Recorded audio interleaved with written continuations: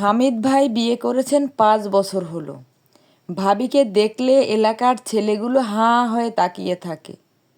বলা যায় এলাকার অনেক ছেলের ফ্যান্টাসি গার্ল রূপা ভাবি। এই ছেলেদের ফ্যান্টাসি ব্যাপারটা আরও তাতিয়ে দেয় হামিদ ভাই। তাদের একসাথে ঘুরতে যাবার সেলফি, হাতে হাত রেখে সমুদ্রের তীরে হেঁটে যাওয়া ছবি দেখে এলাকার ছেলেগুলো হিংসায় মরে। আর আমার হিংসা হয় তাদের মেয়ে প্রান্তিকে দেখে।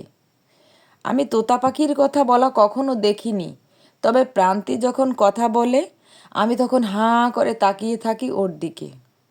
প্রান্তিকে দেখলেই মনে হয় শিগগিরই বিয়ে টিয়ে করে এমন একটা মেয়ের বাপ হয়ে যায়। এলাকার অনেকেই আবার আদর্শ কাপল মানে হামিদ ভাই আর রূপা ভাবিকে। সারাদিন ব্যস্ততা আর লাজুক স্বভাবের জন্য ওদের বাড়িতে বছরে একবারও যাওয়া হয় না। প্রান্তি দিনের বেশিটা সময় আমার মায়ের সাথে কাটায়। প্রান্তিকে যখন চুইনগাম চকলেট কিনে দিয়ে আদর করি, তখন প্রান্তি আমার গলা ধরে চুমু খায়। খেয়াল করে দেখেছি প্রান্তি তার বাবার কাছে একদমই ঘেঁষতে চায় না। সারাদিনই সে তার মায়ের কথা বলে ঘুরিয়ে ফিরিয়ে। একটা মেয়ে বড় হচ্ছে অথচ তার বাবার থেকে দূরত্ব রেখে চলছে, ব্যাপারটা আমার কাছে খটকা লাগে। দেখতে দেখতে প্রান্তির জন্মদিন চলে এলো। প্রান্তিকে জিজ্ঞেস করলাম সে কি গিফট চায়।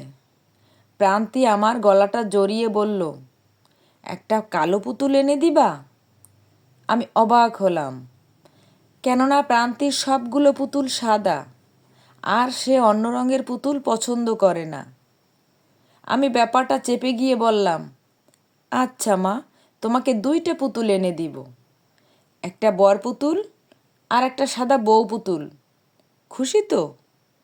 প্রান্তি আমার কোল থেকে নেমে গেল। ধবধবে সাদা মুখটা নিমেষেই লালচে হয়ে গেল। প্রান্তি মুখটা মলিন করে বলল, না, বর পুতুল এনো না। বর পুতুলটাও তবে বাবার মতো আমার বউ পুতুলটাকে মারবে, আর আনলেও কালো বউ পুতুল আনবে, তাহলে তাকে মারলে দাগগুলো দেখা যাবে না। মা বলেছে দাগ লোকে দেখলে মন্দ বলে। আমার মুখ দিয়ে কোনো কথা বের হয়নি। আমি মিনিট খানেক প্রান্তির দিকে চেয়েছিলাম। প্রান্তি বিড়বিড় করে কিছু একটা বলতে বলতে ছোট বোনের ঘরের দিকে চলে গেল। এই প্রান্তি বড় হয়ে পুরুষ বিদ্বেষী হলেও হতে পারে, এই অধিকার সম্পূর্ণ তার আছে। একটা মেয়ে একটা বয়স পর্যন্ত তার বাবার রূপেই পুরো পুরুষদের বিচার করে।